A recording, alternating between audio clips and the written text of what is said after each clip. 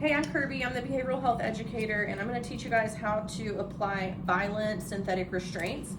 We have two different kinds of these. One is blue and one is red. The red are bigger, the blue are smaller. Typically with an average sized person, you're going to use the blue on the arms and the red on the legs, but you can mix and match them depending on the size of your patient, or like, I don't know, maybe an extremity swollen or something, you need a bigger one. Kind of depends. You may use all blue, all red, whatever. But for the sake of this, for a patient Kayla size, we're going to use blue for the arms, red for the legs. So if you were going to put this on Kayla, something to think about is that when you go to apply this, you want this buckle facing outward where you're going to attach it to the bed, right? So you want to make sure that when you put it on, this buckle's facing towards the outside of the bed, okay? So we're going to put this on Kayla's arm.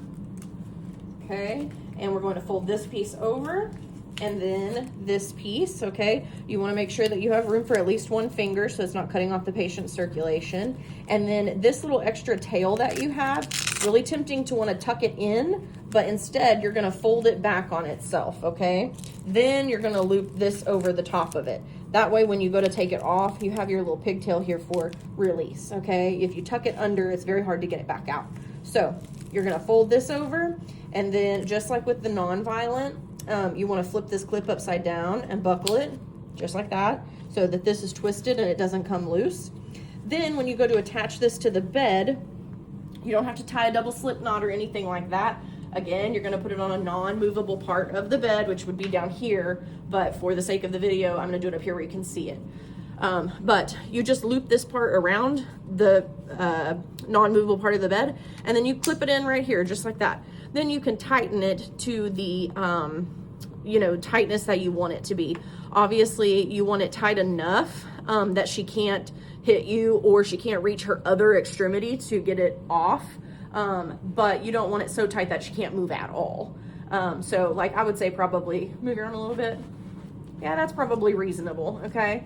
And so you just want to make sure. And then when you go to release it, this is considered your quick release, okay? If you haven't messed with one of these, I would highly encourage playing with it because they are kind of hard to get undone. But it works like a car seat where you have to push this button and these buttons at the same time.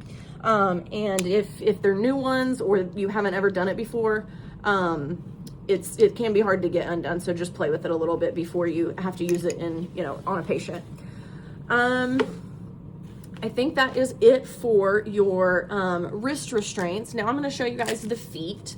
If you're going to take it off, like I said, you have your little pigtail here where you can pull them apart. They're still kind of hard to get off sometimes because the Velcro is real sticky, but pull it off, you're good to go. Now we're going to show you the feet restraints, okay? So like I said, with a normal sized person, usually on the ankles, you're probably going to use the red just because they're a little bit bigger. But you do want to put them on the same way. The thing is, these go backwards from what you would use on the arms, okay? So this gray clip, instead of facing the outside of the bed, you want the gray clip to face the inside of the bed, okay? So when you put it on, we're going to put it on Kayla's leg like this. We're going to do it the same exact way, wrap it around. We're going to put this piece here. You have your little tail that you're going to fold back on itself, okay? Then fold this flap over.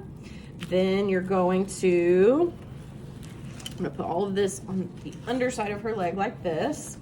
And you're going to, again, flip the clip. And then you would attach this to the opposite side of the bed, okay? So you want this clip facing this direction because we're going to attach this leg to this side of the bed and this leg to this side of the bed, okay? So you would wrap it around the non-movable part of the bed, make sure that this is under the opposite leg, and you'll clip it here, okay? You want this facing up so that if there's a fire emergency, patient codes, whatever, you can access this easily to quick release them. But the reason that you want to clip it to the opposite side of the bed is if it's clipped here and she tries to kick me, she can't kick this way, right? But if I secure this over here and she tries to kick me, I'm gonna get kicked, okay? So that's why you want to put it on the opposite side of the bed, but you also wanna make sure that the buckles are on top of the legs so that there's no pressure, right? But the strap needs to be under the other leg, okay? Things to remember, if you are going to use violent restraints, you cannot mix and match violent and non-violent. You have to either use all violent or all non-violent. You can't mix and match them. A couple other things to remember: if a patient codes, make sure you release the restraints, because a patient should never be coding in restraints. Make sure you take them off. Very, very important. If you're going to restrain the patient, obviously you're going to have people there to help you. But if Kayla were a patient that I was actually needing to restrain, she would be trying to hit me while I'm trying to put these on. So it's always better to restrain their arms first and then their legs. Because if I'm restraining her legs, she obviously could sit up and hit me. But if I'm restraining her arms, you can only kick so far, right? So if you don't have enough people to help hold the patient down, do their arms before you do their legs. I think that's it.